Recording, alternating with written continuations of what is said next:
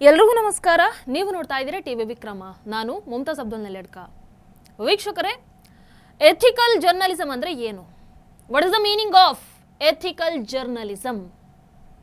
ತನ್ನ ಇರುವಂತ ಹೆಸರನ್ನ ಬದಲಾಯಿಸಿಕೊಂಡು ನಕಲಿ ಹೆಸರಿನ ಅಡಿಯಲ್ಲಿ ಎಥಿಕಲ್ ಜರ್ನಲಿಸಂ ಅನ್ನುವಂಥ ಯೂಟ್ಯೂಬ್ ಓಪನ್ ಮಾಡಿಕೊಂಡು ಅಥವಾ ನಕಲಿ ಹೆಸರಿನ ಫೇಸ್ಬುಕ್ ಅಕೌಂಟ್ ಓಪನ್ ಮಾಡಿ ಆ ಮೂಲಕ ನಾನು ಸೆಕ್ಯುಲರ್ ಅಂತ ಹೇಳ್ಕೊಂಡು RSSಗೆ, BJPಗೆ, ಮೋದಿಜಿಯವರಿಗೆ, ಹಿಂದೂಗಳಿಗೆ ಬೈಯುವಂಥದ್ದು ಎಥಿಕಲ್ ಜರ್ನಲಿಸಮ? ಅಥವಾ ಒಬ್ಬ ಹೆಣ್ಣು ಮಗಳ ಎಡಿಟೆಡ್ ಫೋಟೋವನ್ನ ತನ್ನ ಅಕೌಂಟ್ ಅಲ್ಲಿ ಶೇರ್ ಮಾಡಿಕೊಂಡು ಅದರಲ್ಲಿ ಆಕೆಗೆ ಎಷ್ಟು ಕೆಟ್ಟದಾಗಿ ಕಮೆಂಟ್ ಮಾಡೋದಕ್ಕೆ ಸಾಧ್ಯನೋ ಎಲ್ಲರೂ ಕೂಡ ಅವೆಲ್ಲದಕ್ಕೂ ಅವಕಾಶವನ್ನ ಮಾಡಿಕೊಟ್ಟು ಆಕೆ ಕ್ಯಾರೆಕ್ಟರ್ ಅಸಾಸಿನೇಷನ್ ಮಾಡುವಂಥದ್ದು ಎಥಿಕಲ್ ಜರ್ನಲಿಸಮ?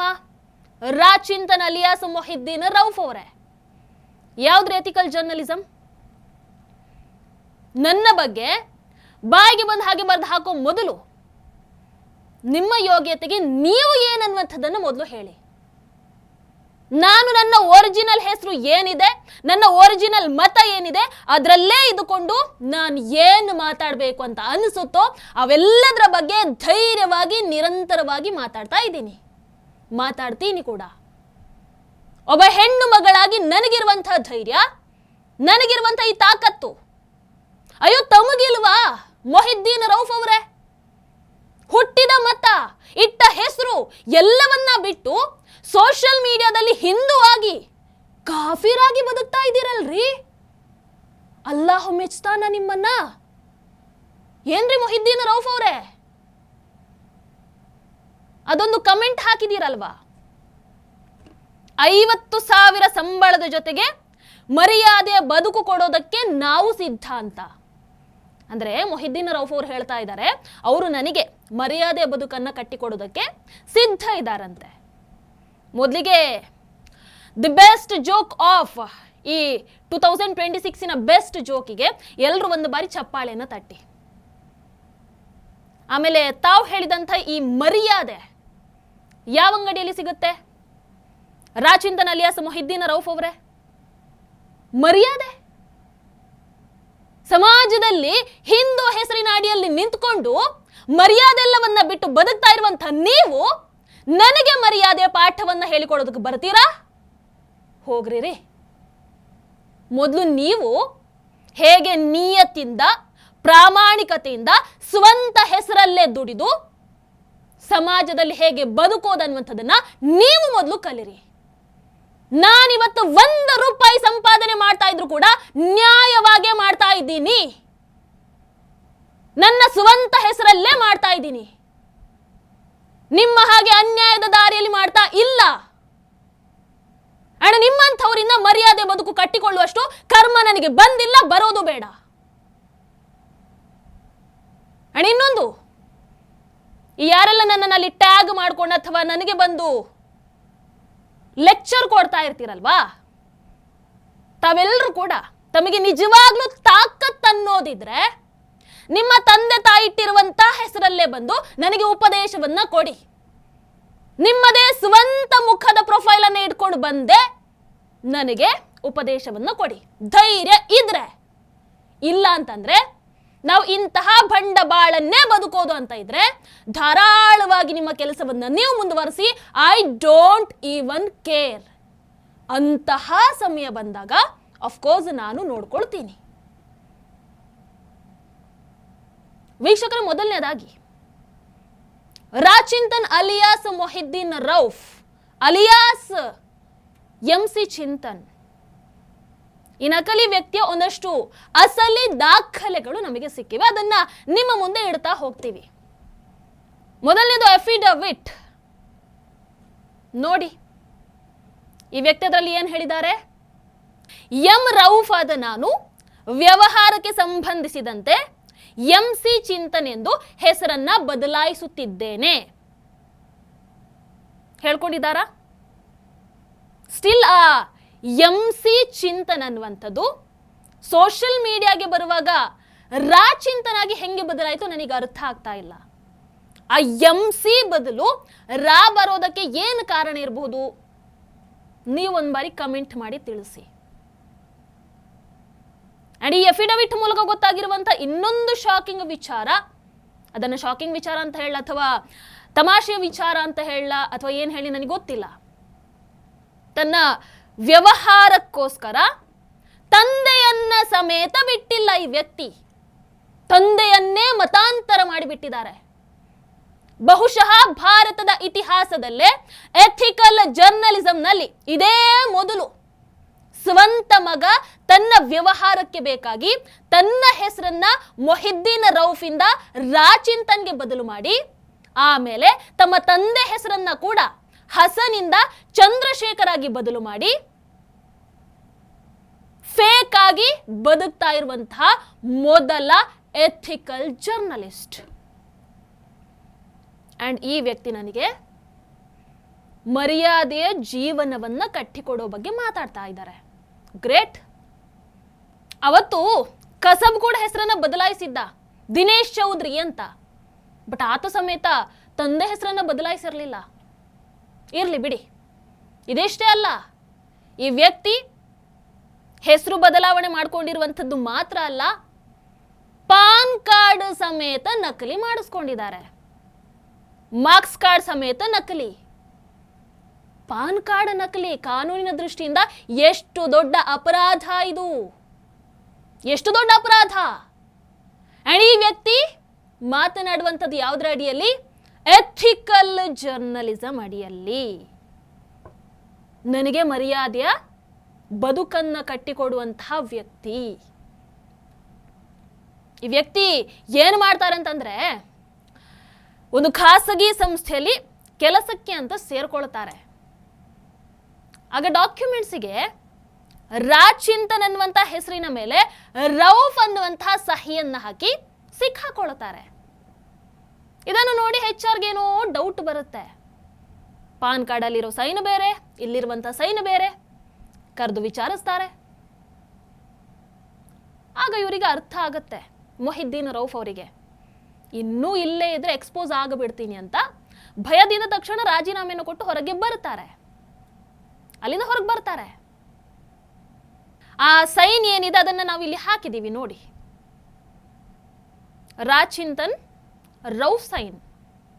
ಓಕೆ ವೀಕ್ಷಕರು, ಈ ವ್ಯಕ್ತಿ ಎಥಿಕಲ್ ಜರ್ನಲಿಸಂ ಅಂತ ಹೇಳ್ತಾರಲ್ವಾ, ಆದ್ರೆ ಇದೇ ವ್ಯಕ್ತಿ ನನ್ನ ಫೋಟೋವನ್ನ, ಎಡಿಟೆಡ್ ಫೋಟೋವನ್ನ ತಮ್ಮ ಅಕೌಂಟ್ ಅಲ್ಲಿ ಶೇರ್ ಮಾಡ್ಕೊಳ್ತಾರೆ.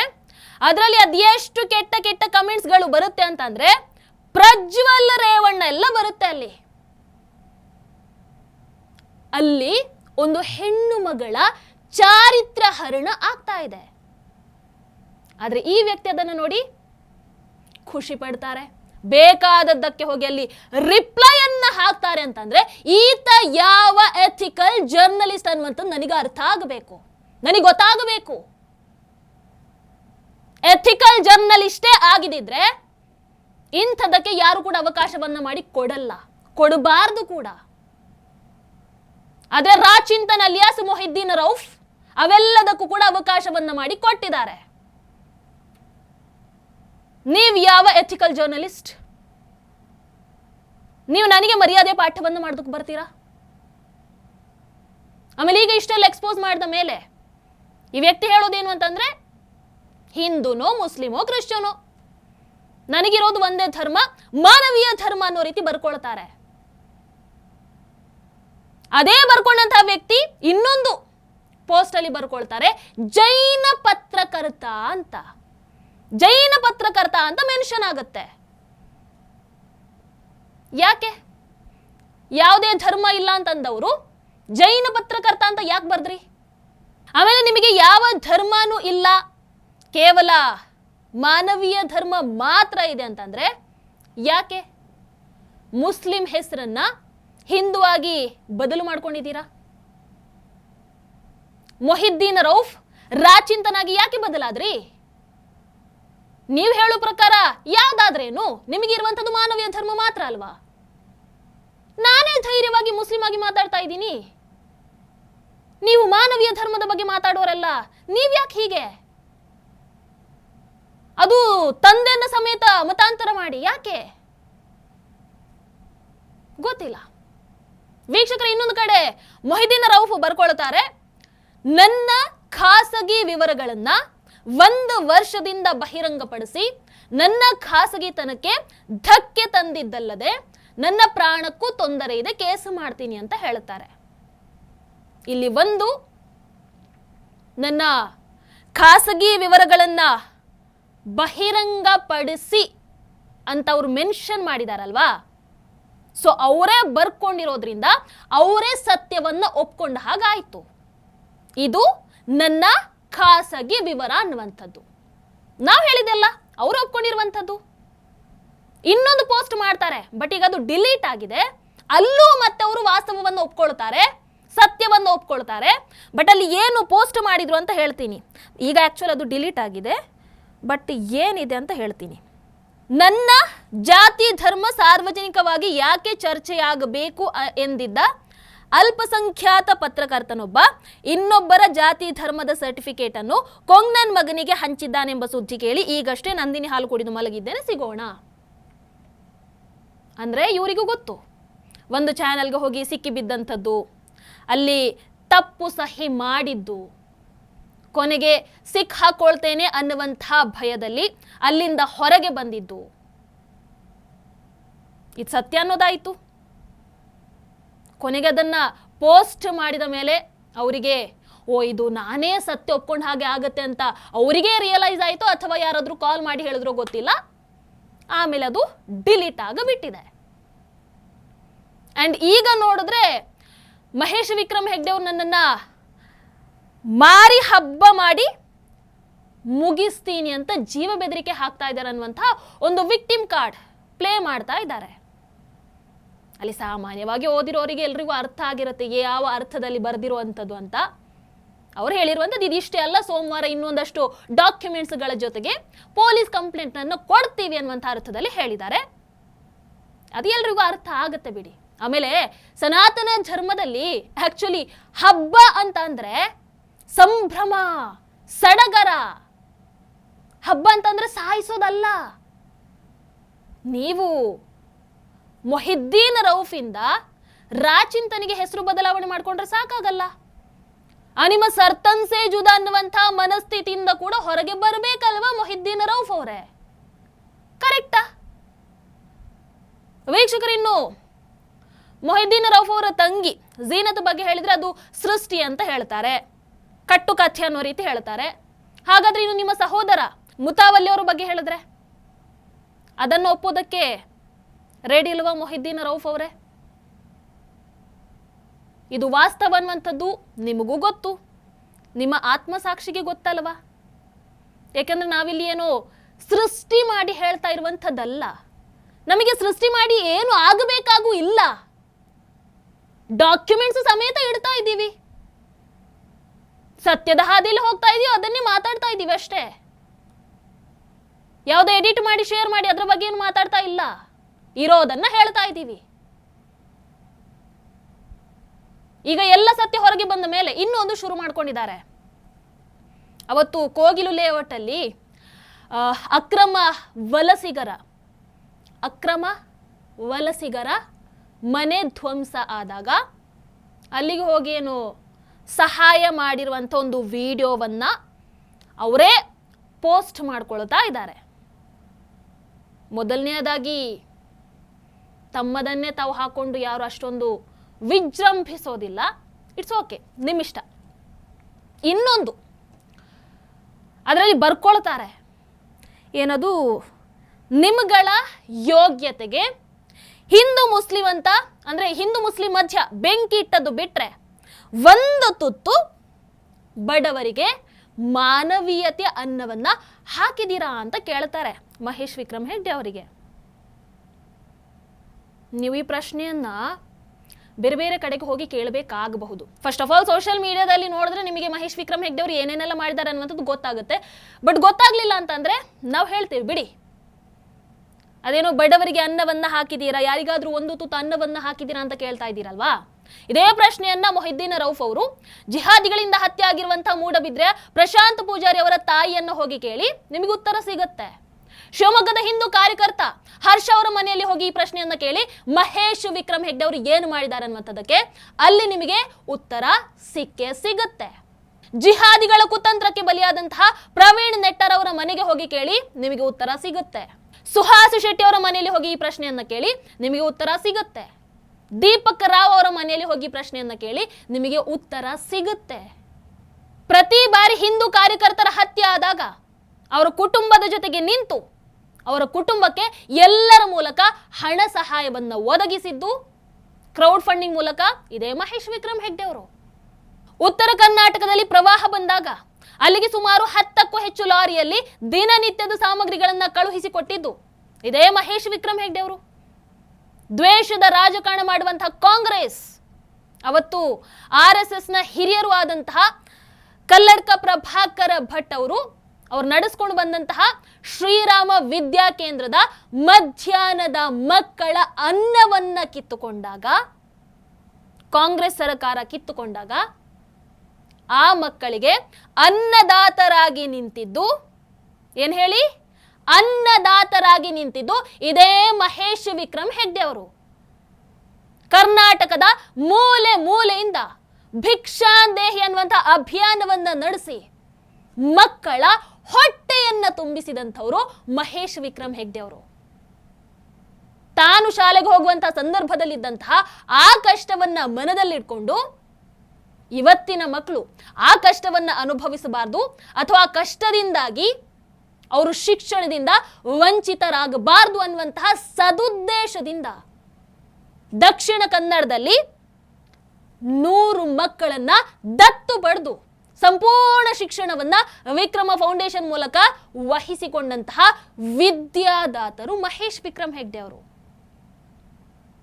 ದಕ್ಷಿಣ ಕನ್ನಡದ ಸುಳ್ಯ ತಾಲೂಕಿನ ಅತ್ಯಂತ ಕಡು ಬಡತನದ ಕುಟುಂಬಗಳಿಗೆ ವಿಕ್ರಮ ಫೌಂಡೇಶನ್ ಮೂಲಕ 3 ಮನೆಗಳ ನಿರ್ಮಾಣ ಮಾಡಿಕೊಟ್ಟಂತವರು ಮಹೇಶ್ ವಿಕ್ರಮ್ ಹೆಗ್ಡೆ ಅವರು. ಸ್ತ್ರೀ ಅಭಿಯಾನದ ಮೂಲಕ ಹೆಣ್ಣು ಮಕ್ಕಳಿಗೆ ಸ್ಯಾನಿಟರಿ ನ್ಯಾಪ್ಕಿನ್ ಅನ್ನು ಒದಗಿಸಿಕೊಟ್ರು. ಪ್ರತಿ ಸಂದರ್ಭದಲ್ಲೂ ಕೂಡ ಮಹೇಶ್ ವಿಕ್ರಮ್ ಹೆಗ್ಡೆ ಅವರಿಗೆ ಕೊಡೋದಿದ್ರೆ ತಾವೊಬ್ಬರೇ ಕೊಡಬಹುದಿತ್ತು. ಆದರೆ ಸಮಾಜ ಕೂಡ ಇದರ ಪಾಲುದಾರ ಆಗಬೇಕು, ಸಮಾಜದಲ್ಲಿ ಪರಿವರ್ತನೆ ಆಗಬೇಕು, ಪ್ರತಿಯೊಬ್ಬರು ಕೂಡ ಕಷ್ಟದಲ್ಲಿ ಇರುವಂಥವರಿಗೆ ಸ್ಪಂದಿಸಬೇಕು ಅನ್ನೋ ನಿಟ್ಟಿನಲ್ಲಿ ಅವತ್ತಿಂದ ಇವತ್ತಿನವರೆಗೂ ಕೂಡ ಪೋಸ್ಟ್ ಕಾರ್ಡ್ ಟಿವಿ ವಿಕ್ರಮದ ಮೂಲಕ ಪ್ರತಿಯೊಬ್ಬರು ಆ ಅಭಿಯಾನದಲ್ಲಿ ಕೈ ಜೋಡಿಸಿ ತಮ್ಮ ಸೇವಾ ರೂಪವನ್ನು ಪ್ರದರ್ಶಿಸಬೇಕನ್ನುವಂಥ ನಿಟ್ಟಿನಲ್ಲಿ ಈ ಒಂದು ಸೇವಾ ಕಾರ್ಯ ನಿರಂತರವಾಗಿ ನಡ್ಕೊಂಡು ಬರ್ತಾ ಇದೆ. ಅದ್ಯಾವುದೇ ಕಾರ್ಯ ಆಗಲಿ ಅದು ಪ್ರಚಾರಕ್ಕಾಗಿ ಅಲ್ಲ, ಪ್ರೇರಣೆಗಾಗಿ ಇರಬೇಕನ್ನುವಂಥದ್ದನ್ನ ಮನಸ್ಸಲ್ಲಿಟ್ಕೊಂಡು ಇಂತಹ 10 ನಾನಿಲ್ಲಿ ಹೇಳಿದ್ದಲ್ಲದೆ ಬಹಳಷ್ಟು ಸೇವಾ ಕಾರ್ಯವನ್ನ ಮಾಡಿದಂಥವರು ಮಹೇಶ್ ವಿಕ್ರಮ್ ಹೆಗ್ಡೆ ಅವರು. ನೀವು ಒಂದು ತುತ್ತಿನ ಪ್ರಶ್ನೆಯನ್ನ ಕೇಳಿದ್ರಿ, ಬಹಳಷ್ಟು ಹೇಳಿದ್ದೀನಿ. ಅಂಡ್ ಇನ್ನೊಂದು ಗೊತ್ತಿರಲಿ, ಅವರು ಸಹಾಯವನ್ನ ಮಾಡುವಾಗ ತಮ್ಮದೇ ಹೆಸರಲ್ಲೇ ಮಾಡಿದ್ದಾರೆ, ವಿಕ್ರಮ್ ಅನ್ನುವಂಥ ಹೆಸರನ್ನು ಇಟ್ಕೊಂಡೇ ಮಾಡಿದ್ದಾರೆ. ಅದು ಬಿಟ್ಟು ತಮ್ಮ ಹಾಗೆ ಹೆಸರು ಬದಲಾವಣೆ ಮಾಡಿಕೊಂಡು ಸಹಾಯವನ್ನ ಮಾಡಿಲ್ಲ. ಹಾಗಾಗಿ ಮೊಹಿದ್ದೀನ್ ರೌಫ್ ಅವರೇ ತಾವು ಹೇಳಿರುವಂತಹ ಪ್ರತಿಯೊಂದಕ್ಕೂ ಕೂಡ ನಾವು ಸಾಕ್ಷಿ ಸಮೇತ ಮಾತಾಡಿದ್ದೀವಿ, ಇನ್ನು ಮುಂದೆ ಕೂಡ ಸಾಕ್ಷಿ ಸಮೇತ ಮಾತಾಡ್ತಾ ಹೋಗ್ತೀವಿ. ತಮ್ಮ ಹತ್ರ ಕೂಡ ಸಾಕ್ಷಿ ಇದ್ರೆ ಖಂಡಿತವಾಗ್ಲೂ ತಾವು ಬಂದು ಮಾತಾಡಿ, ತಾವು ತಮ್ಮ ವ್ಯವಹಾರಕ್ಕೆ ಇನ್ನೊಂದು ತಮ್ಮ ತಂದೆ ಹೆಸರನ್ನ ಹಾಗೆ ತಮ್ಮ ಹೆಸರನ್ನ ಮಾತ್ರ ಚೇಂಜ್ ಮಾಡಿದ್ರಿ, ಸಹೋದರ ಸಹೋದರಿಯ ಹೆಸರನ್ನ ಚೇಂಜ್ ಮಾಡಲಿಲ್ಲ. ಯಾಕೆ? ಯಾಕಂದ್ರೆ ಪಾನ್ ಕಾರ್ಡ್ಗೆ ಅದರ ಅವಶ್ಯಕತೆ ಇಲ್ಲ. ಕರೆಕ್ಟಾ? ಕರೆಕ್ಟ್ ಅಂತ ಅಂದುಕೊಳ್ತೀನಿ, ಇರಲಿ. ಅಂಡ್ ಇದೆಲ್ಲ ಎಥಿಕಲ್ ಜರ್ನಲಿಸಮ್ ಹೌದಾ? ಫಸ್ಟ್ ಆಫ್ ಆಲ್ ವ್ಯಕ್ತಿನೇ ಎಥಿಕಲ್ ಅಲ್ಲ, ಇನ್ನು ನೀವು ಯಾವ ಎಥಿಕಲ್ ಜರ್ನಲಿಸಮ್ ಅನ್ನ ಮಾಡೋದು? ಯಾವುದು? ನನಗೆ ನೀವು ಯಾವ ಮರ್ಯಾದೆ ಪಾಠವನ್ನ ಮಾಡೋದು? ಯಾವ ಪಾಠ? ಬೇರೆಯವರ ಬಗ್ಗೆ ಬರೆಯೋ ಮೊದಲು ಅಥವಾ ಬೇರೆಯವರಿಗೆ ಪಾಠ ಮಾಡೋ ಮೊದಲು ತಾವು ತಮ್ಮ ಬಗ್ಗೆ ಹೇಳಿದ್ರೆ ಒಳಿತು. ನೀವೇ ಹೇಳಿಬಿಡಿ, ನನಗೆ ಯಾವ ಧರ್ಮ ಕೂಡ ಇಲ್ಲ, ನನಗಿರುವಂಥದ್ದು ಮಾನವೀಯ ಧರ್ಮ, ಆದರೂ ನಾನು ಮೊಹಿದ್ದೀನ್ ರೌಫ್ ಇದ್ದಂಥದ್ದು ರಾಚಿಂತನಾಗಿ ಬದುಕ್ತಾ ಇದ್ದೀನಿ ಅಂತ ನೀವೇ ಒಪ್ಕೊಂಡು ಬಿಟ್ರೆ ಮುಗೀತಲ್ಲ. ಈಗ ಬಂದು ನೀವು ನಮಗೆ ಪಾಠವನ್ನ ಮಾಡಿದ್ರೆ ಸುಮ್ಮನೆ ಕೂರಕ್ಕಾಗುತ್ತಾ? ಹಾಗಾಗಿ ತಾವು ಸಾಧ್ಯ ಆದ್ರೆ ಮರ್ಯಾದೆಯಿಂದ ಬದುಕಿ ಅಂತ ಹೇಳ್ತಾ ನನಗೆ ನಿಮ್ಮ ಮರ್ಯಾದೆಯ ಪಾಠದ ಅವಶ್ಯಕತೆ ಇಲ್ಲ ಅಂತ ಹೇಳ್ತಾ ಇವತ್ತಿನ ಕಾರ್ಯಕ್ರಮವನ್ನ ಮುಗಿಸ್ತಾ ಇದ್ದೀನಿ. ಕಾನೂನಿನ ಹೋರಾಟದ ಮೂಲಕ ಸಿಗೋಣ. ನಮಸ್ಕಾರ. ಟಿವಿ ವಿಕ್ರಮ, ದೇಶ ನಿಮ್ಮ ಕೈಯಲ್ಲಿ. ಈ ಕಾರ್ಯಕ್ರಮ ನಿಮಗೆ ಇಷ್ಟ ಆಗಿದ್ದಲ್ಲಿ ಲೈಕ್, ಶೇರ್ ಹಾಗೂ ಕಮೆಂಟ್ ಮಾಡಿ. ಟಿವಿ ವಿಕ್ರಮದ ಕಾರ್ಯಕ್ರಮಗಳನ್ನು ನಿರಂತರವಾಗಿ ವೀಕ್ಷಿಸಲು ಸಬ್ಸ್ಕ್ರೈಬ್ ಮಾಡಿ, ಬೆಲ್ ಐಕನ್ ಒತ್ತಿ.